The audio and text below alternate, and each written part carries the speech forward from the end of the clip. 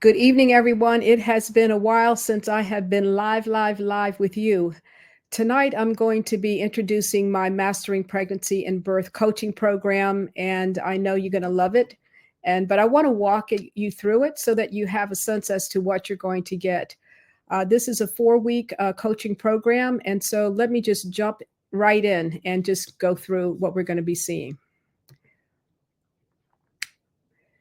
And I just want to say thank you for everyone who is going to join in ad hoc. I love ad hoc. So let's jump in and see what's up. So I'm Carolyn Curtis. I am a nurse midwife with 40 years of experience, actually more than 40 years, but I did clinical practice for over 24 years in both public and private hospitals and have even assisted with a handful of home births. So I have a sense of all of that. In that 40 years, I have worked with families to help them develop birth plans since 1980.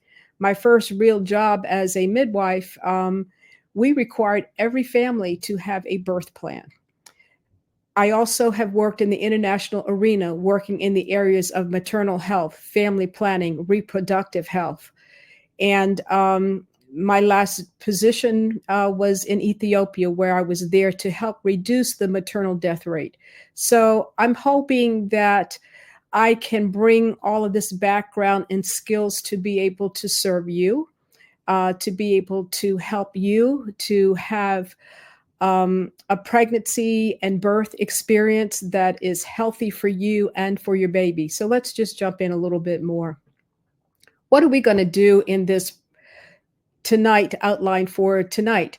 I'm going to talk a little bit about the maternal mortality rate in the United States for women of color. I will also be including data for white women as well. Going to look at the healthcare system, look at what are the options out there for me, look at insurance, maternity and paternity leave. Have we thought about that when we're thinking about pregnancy and birth and the whole what happens after baby's born? And what is it that I want my pregnancy and birth experience to be like? So we're going to get into all of this. I want you to take a couple of minutes and just to think about if you're having a baby, if you would be having a baby, what do you want that pregnancy and that birth experience to be like? What would you want it to be like? Take a quick few seconds to think about that and write it down. I love this question. What do you want it to be like?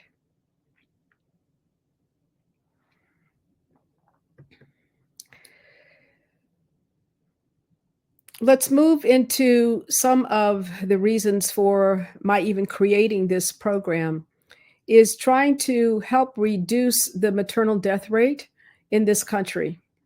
You're going to hear the term maternal mortality thrown around quite a lot. And your question is, what the heck is that?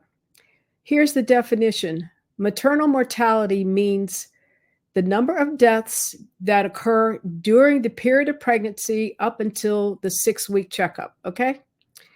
We're going to look at that for every 100,000 live babies that are born. That is what tells you your maternal mortality rate. You're going to hear another term called pregnancy-related mortality. And what that means is the same thing, but you just carry it out to 1 year after the mother has had the baby, up to the baby's birthday.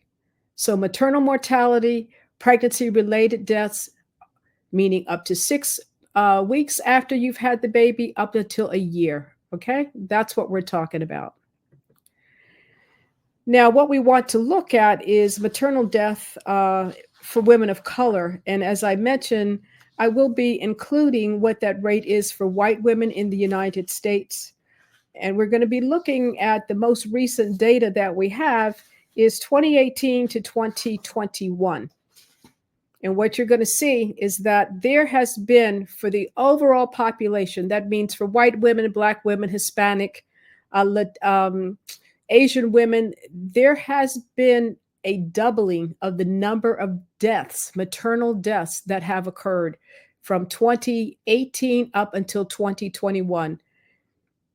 When you look at white women, which is the next grouping of, you will see that there has also been a doubling. When you look at Black women, it's also been a doubling. When you look at Hispanic women, it has also been a doubling. But when you start to compare one race against the other, this is where the disparities really are alarming. What you see is for white women and for Hispanic women, the rates are not that different in regard to what they were in 2021 compared to 2018. But when you compare Black women against white, what you're going to see is 3 times the number of deaths. Same thing when you compare white against Hispanic, 3 times the number of deaths. The United States is the worst performing country in all developed countries in the world for maternal mortality. And when you start to look at that, it helps you to think, what in the world is the health of everyone in that country? It is an indicator of overall health. Now let's look at this in regard to age. Now you're going to see 3 groupings. One grouping is for women who are under the age of 25. The next is 25 to 40, and then 40 and over. What you see for women who are under the age of 25, even though it doesn't look like a lot, it's still double between 2018 and 2021. When you look at it for 25 to 40, it doubled. When you look at it for 81 up to for 42 and over up to 2018 to 2021, it was not quite a doubling, but look at it from the slide. It is major difference. If I am under the age of 25, I have 7 times less risk of dying than somebody who's 40 and over. If I am 25 to 39, I have 4 times less risk of somebody who's 40 and over. In summary, if I'm 40 and over, I am going to die 7 times more likely than the person who's under 25, 4 times more likely than somebody who is 25 up to 39. Something to look at. So this is important when we start talking about taking your history and questions that are asked. Your age makes a difference. Your race makes a difference. So this is important. When are moms dying? When do you think? You'd be surprised. 43% of mothers are dying in the first week after they've had their baby. 57% in the first year. So that means that we can't let up. When mom goes home, she needs home visits. She needs a home visit at least 1, if not 2, within those first couple of weeks after she's had her baby. And even still needs some sort of observation within the first 6 months and year. This is something really, really important to be looking at. Why a mother's dying? Any idea? Any thoughts? Well, you'd be surprised. The main cause of maternal deaths in the United States is mental health. Mental health. 23% of women who die in the first year of pregnancy are dying due to mental health issues. This is affecting white and Hispanic women more than Black and Asian women. The next cause is hemorrhage. 14% of women who are dying it's due to bleeding too much after they've had their baby. The definition of hemorrhage is if you bleed 500 milliliters or a quart. Think of a quart. Think of a quart jar. If you bleed 1 quart, you are considered to have had hemorrhage. 14% of women are dying from that. 13% of women are dying from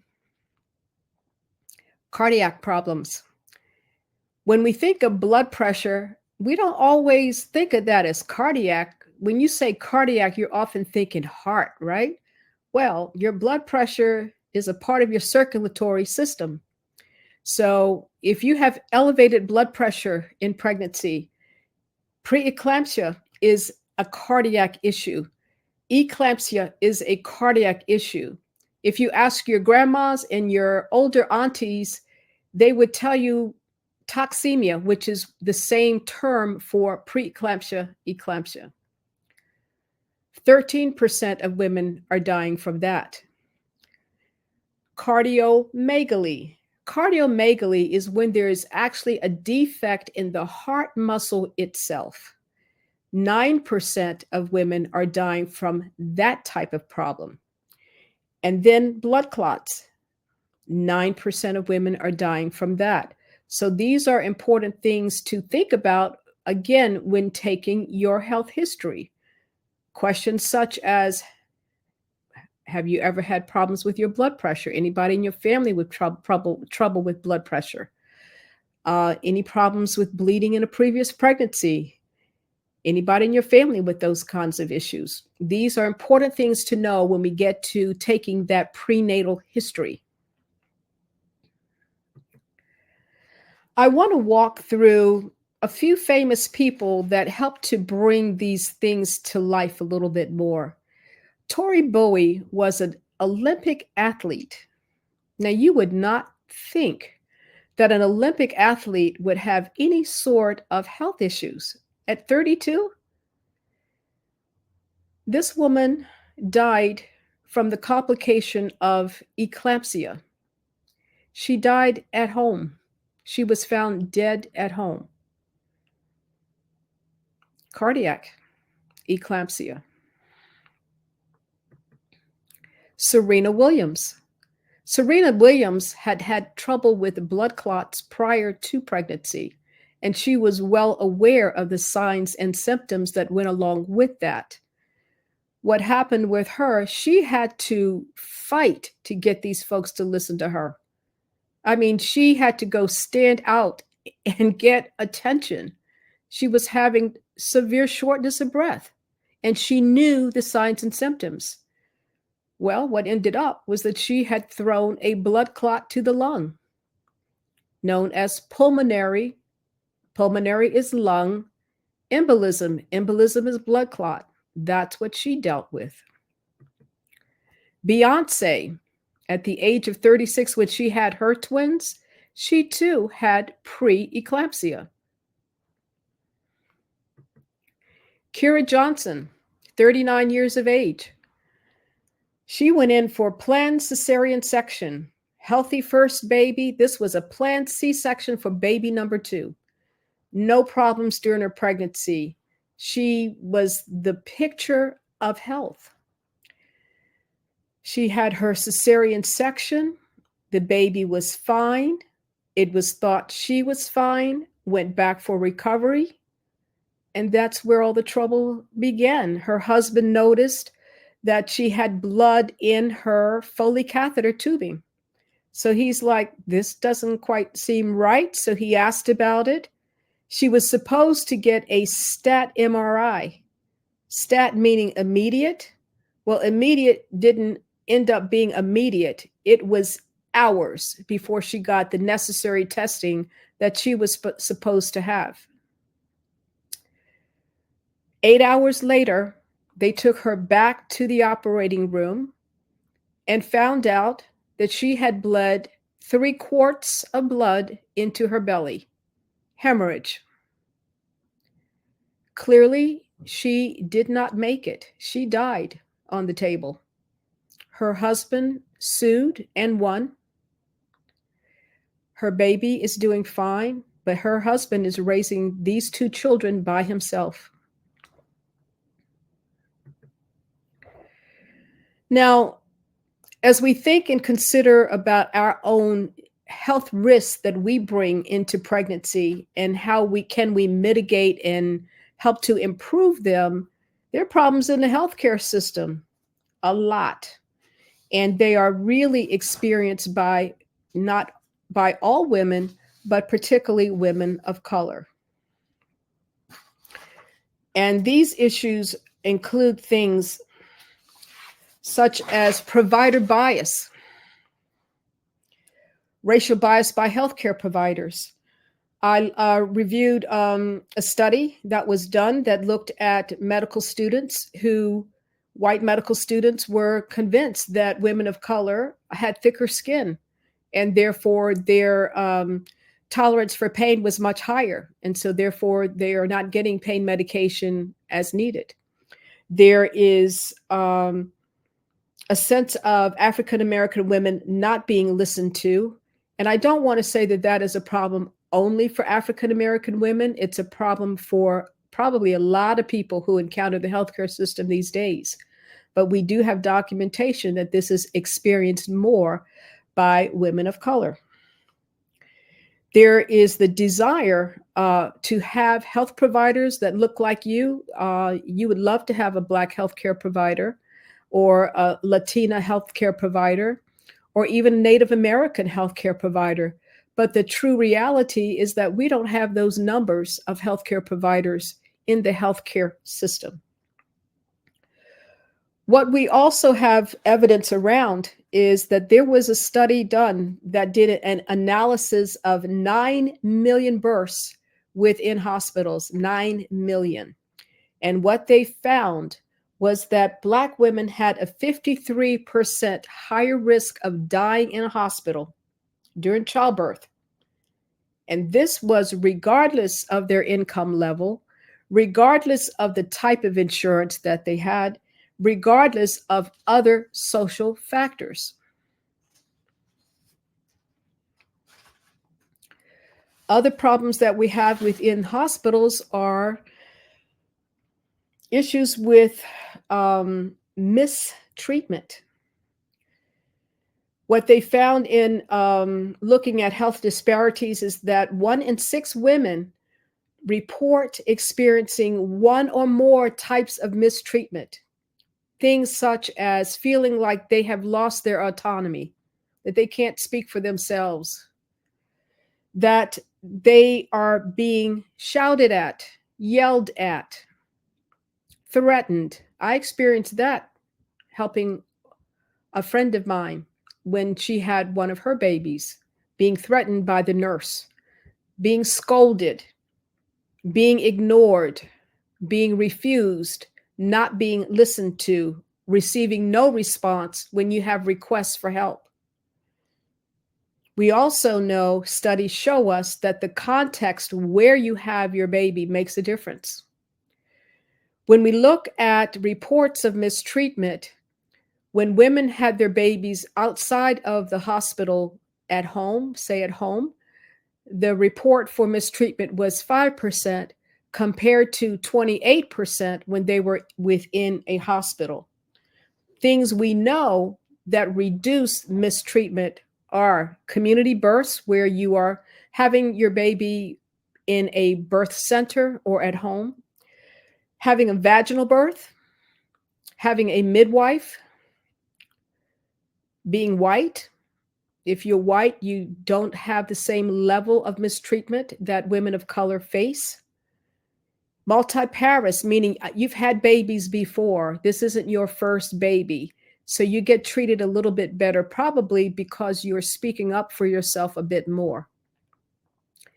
And also, if you're more than 30 years of age, the study showed that younger women, those under the age of 30, tended to get more problems with mistreatment. Isn't that a shame? A shame. We shouldn't even have that, but it's existing.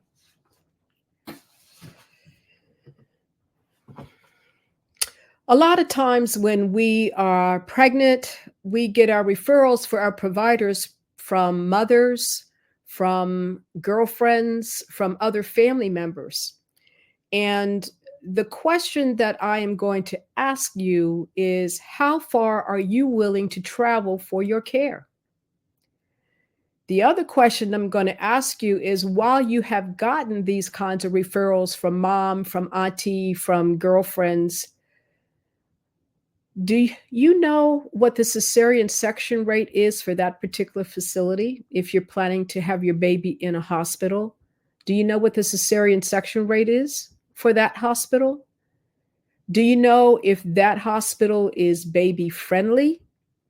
And what do I mean by baby friendly? We know that hospitals that are baby friendly are more patient centered, meaning that they actually care about what you think and want. That if you're trying to breastfeed your baby, they are doing everything they can to help you be successful in that pursuit. It's possible to find out the cesarean section rate for the facility that you want to go to. It is possible to find out background on the provider that you want to choose, that there is actual information available in public records. And this course is going to teach you how to find that information so that you are well informed of the hospital facility that you want to go to, if you want to go to a hospital, that if you want to go to a birth center, that you know how to find a birth center, that if you're interested in having a midwife or finding out more about midwives versus OBGYNs, that you know how to get that information. So this course is going to help you to find all that. One example to give you is where our family lives. Our family home is about an hour and a half south of Washington, D.C. And there are 3 county hospitals, all within about a 30-minute drive. So we could go to either hospital without any issue, no trouble. I was able to look up each of those hospitals in the tool that I'm going to show you in this class. And what I found was one hospital had a cesarean section rate of 27%. The other hospitals had cesarean section rates like 35%, and the other 42%, which says to me that if I go to the hospital that has a cesarean section rate of 42%, that I'm more likely to get a cesarean section rate than if I go to the hospital that's 27%. And keep in mind, this is all in the same area. So we're not talking about dealing with really different populations of people. This is all within a certain part of Southern Maryland. Interesting, right?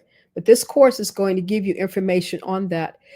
The other thing that was interesting to note is if you were willing to travel an additional 30 minutes, you could be at one of the top hospitals in the country for having babies.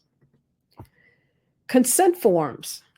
Do you understand what you are actually signing when you sign consent forms? When we go in for prenatal appointments, not even prenatal, but any kind of medical services, before they see you, they're going to have you fill out all this history, all this financial stuff, consent forms, and they will say to you, until you sign your form, we can't see you, right? Well, my question is do you know what you're signing? And we're going to talk about that and look at what it is that you need to understand when you sign consent forms and to understand what is in the consent form. I've looked at consent forms that are online from varied facilities, and you can see that one consent form has the consent form for cesarean section as a whole, totally separate consent form, whereas another health system, it is buried within this very general consent form. And without you knowing it, you have actually signed for cesarean section and you don't even know that you've done it.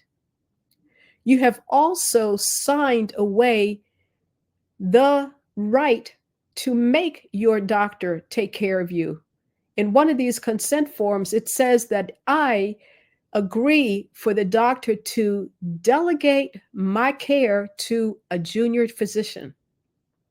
And if you don't know that you're signing that, you have signed it. And the next thing you know, you're being taken care of by other physicians that don't know you, particularly if you are in a training facility, a teaching hospital. These are things that will also be covered in this course. Insurance and parental leave. When we talk about parental leave, that can mean your Family Medical Leave Act, what's included with that, what's included with leave for your job for maternity leave, paternity leave. Do you know whether or not your job pays for your leave, or is that something you have to pay for yourself? What about your health insurance? I was looking at different healthcare plans and was kind of surprised. I thought at one time all of OB was covered. It isn't, depending on your health insurance. They may cover your prenatal care, but the minute you step foot into a hospital, you may be responsible for a copay of $1,500 or more. For this particular insurance, it was $1,500 copay upfront that you would need to be responsible, know that you are responsible for. That's just the mother. We're not even talking about your baby. So it's important to know what your insurance covers. And this course is going to help you to dig in and get a sense so that you know exactly what's going on. I'm also going to be talking about whether or not there's the need for an emergency fund, because there are times that you may need to be off work or even stop working before your due date, if that is at all possible. As we mentioned, there's sometimes a lack of maternity and paternity leave. What we know is that if you are making $14 and less per hour, the likelihood of you having any kind of leave is probably zero. And so you may have no leave. Okay. However, you might be eligible for short-term disability. And within this course, you will find that out as a part of this course. And we talked about lack of insurance, but I'm going to say to you, it does not have to be like this. It does not have to be like this. That's why I have created, again, this question. I didn't create the question, but I've created the question to the program to answer this question. Again, let's go back to, what do you want your pregnancy and birth experience to be like? I would think about that and I would write it down. And what I'm trying to say to you is that it is possible. It can be yours, the things that you desire. This program, Mastering Pregnancy and Birth Coaching Program, I want you to come out of there with a sense that I take control of my health. I want you to understand that you are paying for your maternity care, for your birth, for postpartum care. It's you paying for it, whether it is you pay your self-pay, where you're paying cash money, whether it is Medicaid, whether it is private insurance. No matter what, you're paying for that. You're paying for someone to provide expertise to you to guide you through your pregnancy, birth, and postpartum and beyond experience, okay? So you have some rights in there. I want you to know that you can improve your health risks. If you know what they are, you can improve them. That you can choose your health providers, that you don't have to be stuck where you feel like you're not being listened to, where you feel that you're just a number. You don't have to, it doesn't have to be that way. But you have to also learn about other providers who are safe providers. It's not just OBGYNs. I can choose the location of my birth. And everyone has different options that they prefer for different reasons, but understand why you're choosing those reasons. And this program is going to help you to come to that decision where you're really clear. Yes, this is what I want to do. And there are options even within those choices that I can make deliberate, informed decisions about my pregnancy and my birth. So what are you going to learn? What's inside this program? Actually, it's 4 modules. It's actually 4 modules that you're going to complete in 4 weeks. I call it 4 modules, 10 lessons, 1 phone call. What you're going to do is you're going to get to know yourself. That's the first. We're going to start with knowing you. And that's where you will basically look at your own health history. Within the first week, you're going to have a much better understanding of your own health history and your family history. You're going to know what your health risks are compared to those reasons that we talked about why women are dying, you don't need to, we're trying to help you not be in that number, okay? You're going to know what is your body mass index. Women often want to know, how much weight can I gain in pregnancy? Well, it's based upon your body mass index. You're going to know your body mass index by the end of the first week of this program. You're going to know how much weight you'll be able to gain. You're going to know what is your normal blood pressure. That is an important number to know.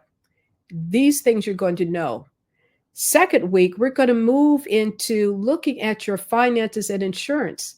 Okay, you're thinking of pregnancy, or you might just, be getting pregnant now, but you need to know, what is your insurance going to cover? You don't want to be caught at the end of pregnancy or towards the end and be stressed out with, oh my goodness, I thought it was this, I thought it was that. No, you need to know exactly what your insurance is going to cover. You need to know exactly what your leave is going to be so that you can prepare. What if your leave doesn't cover, but you say, shoot, I'm gonna go out here and make me some extra money.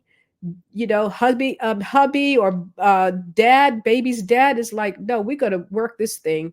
We're gonna do what we need to do, put aside some extra funds. So if we want to be off work for a couple of weeks, we're going to be off work for a couple of weeks and not worry about it, not be stressed about the finances related to that.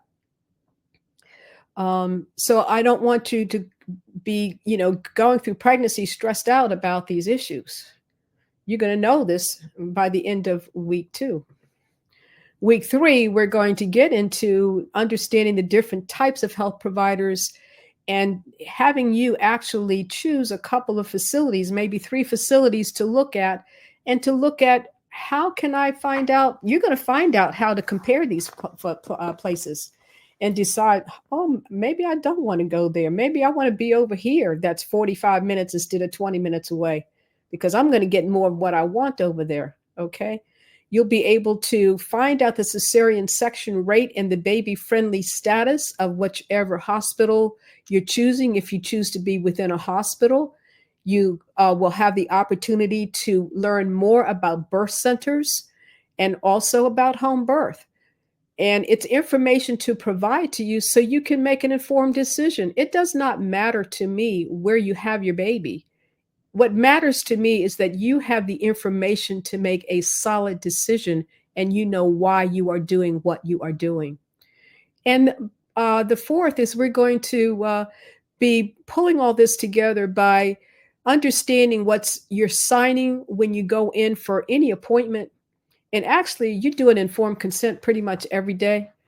Whenever you download an app that you want to use on your phone, you got terms and conditions, right? Before you can install that app, you got to click that box and said, I have read the terms and conditions and I agree. Well, that's called informed consent. Okay. So we're going to look at that and apply it to pregnancy, apply that to birth, and look at some birth plans. This gets into the question of, what is it that I would like to have? Things such as, how about music? You can do that whether you have cesarean section or not, whether you have induced labor or not. You can still have music, right? You can decide who you want to have with you for your birth. You can make decisions about, do I want to breastfeed or bottle feed? All of these things to think about, so it's not last minute thoughts, that you have thought these things through. So you will be getting all of that in the 4th module. And I call it module 5, but it's really not. It's going to be a 30-minute phone call with me, where you will speak with me on an individual basis, individual appointment, where you can ask any questions that you have that I can help work through with you. That can be done anytime in that 4-week period. Why should I buy this course, you say? Why should I buy it?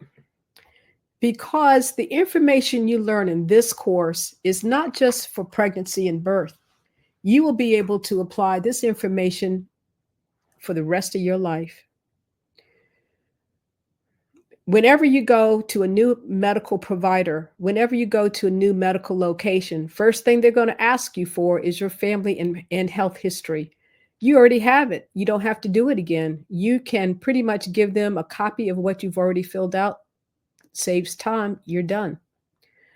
You can adapt what the information you need to share, or just add some additional things over time. As we get older, we may have changes in our health. So you will not have to redo this another time. You will be able, once you understand your own health risks, be able to begin reducing them, not only for pregnancy, but for your life. For your life. Are you aware that if you get diabetes during pregnancy, that you are at risk for having diabetes later on in life? And so who wants that? So if we can start dealing with that now and reducing my risk for getting diabetes, then let's work on that now. And so once you again are aware of your own health risks, you'll be able to address this throughout your life. Know what kind of health services and what kind of leave that you have. Again, you will be able to apply this. Family medical leave applies not only for pregnancy, but any kind of illness, or if you need to care for family members. Once you understand that, you know what you have and what you can work with, not only during pregnancy, but for the rest of your life. Again, understanding informed consent. If you take out a loan for anything, if you buy a house, as I mentioned, anytime you download an app and use it on your phone or your computer, you are dealing with informed consent. When you click that little box that says that I have read and understand, they don't let you download that app until you've clicked that box. Whether you've read it or not, we click the box, right? Understand, then understand what you are agreeing to. You'll continue to use that in the future. And also by preparing this birth plan, it will help you to get some of those things that you can have no matter how your labor and birth goes. We cannot control everything in pregnancy. We cannot control everything in the birth process. But there are still some things we can have. Remember, I mentioned earlier on the first job that I worked where we required that every family had a birth plan. It was also required of us to meet it as much as we possibly could.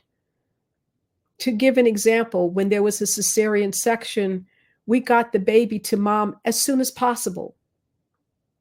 Skin to skin contact with her, even if it's on her face, as soon as possible, or her hand, anything to get that baby to mom as soon as possible to help with bonding, or never separating parents from their baby, having dad there at all times.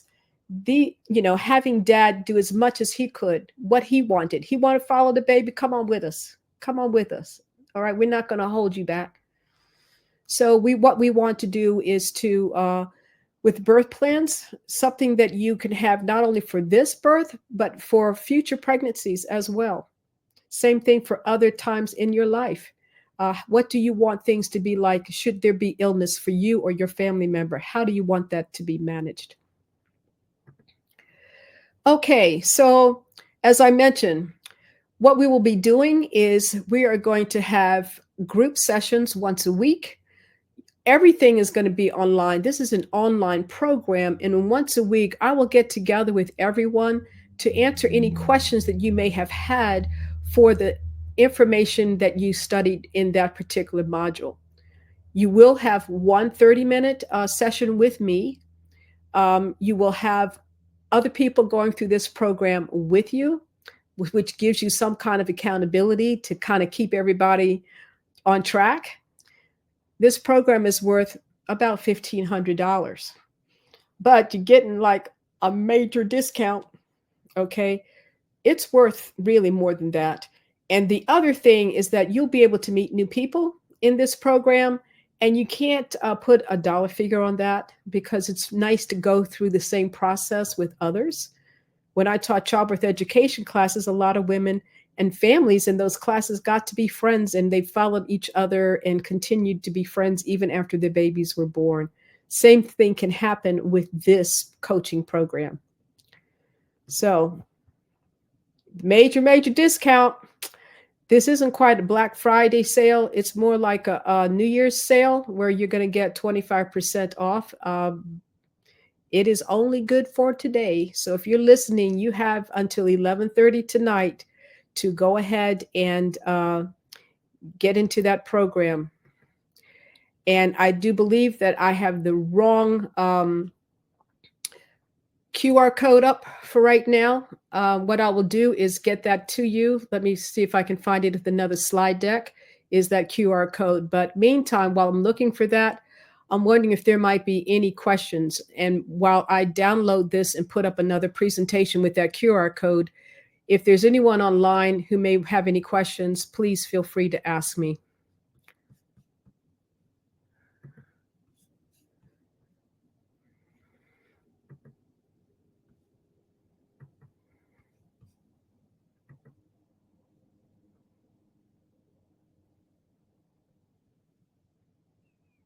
Okay, no one's coming through. So what I'm going to say to you is thank you so much for your time. I will have this recording placed, and we'll have in that information the link for the 25% off. I hope you will take the time to really take part in this program. Thank you so much for your time tonight. Thank you. Have a great night. Bye-bye.